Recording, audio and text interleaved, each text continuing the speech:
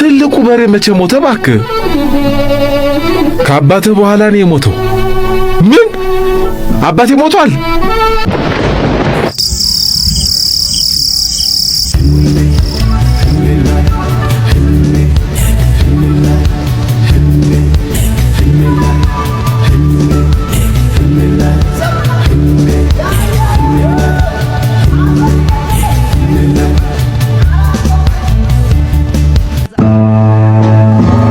ወላጆቹን ትቶ ወደ ጉጂ አካባቢ ሄዶ ይኖር የነበረ አንድ ልጅ ከረጅም ጊዜ በኋላ አንድ የድሮ ጓደኛው ለሽመና ሥራ እርሱ ወዳለበት ሀገር ይመጣል።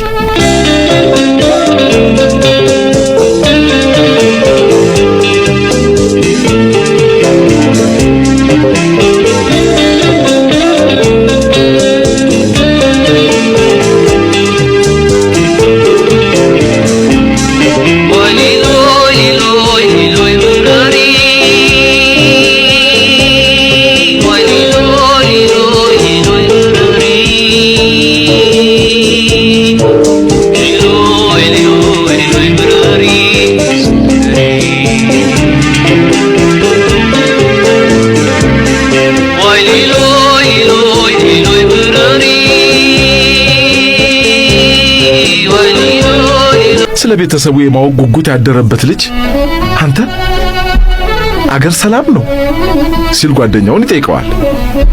ጓደኛውም አዎን ሰላም ነው፣ እኛ ቤት አካባቢ ሰላም ነው፣ ግን ትልቁ ውሻ ሞቷል። ውይ ትልቁ የአባቴ ውሻ ሞቷል ማለት ነው? አዎን። መቼ ሞተ እባክህ? ውሻው ከትልቁ በሬ በፊት ነው የሞተው። ትልቁ የአባቴ በሬ ሞቷል ነው የምትለኝ? አዎ ሞቷል። እንዴ አቤት አምላኬ! ትልቁ በሬ መቼ ሞተ እባክህ?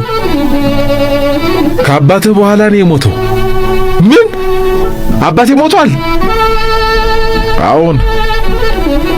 አባትህ ከእናትህ ትንሽ ይቀድማል።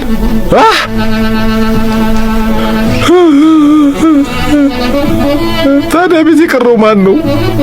ከደጅ ያለው ትልቁ ዛፍና የእናትህ ቆጮ መቁረጫ ገበቴ ናቸው የቀሩት። ሌላው በሙሉ አልቋል።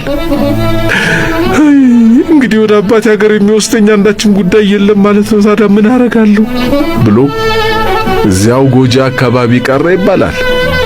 አንድን አገር የሚያሰኘው ሰው ነው።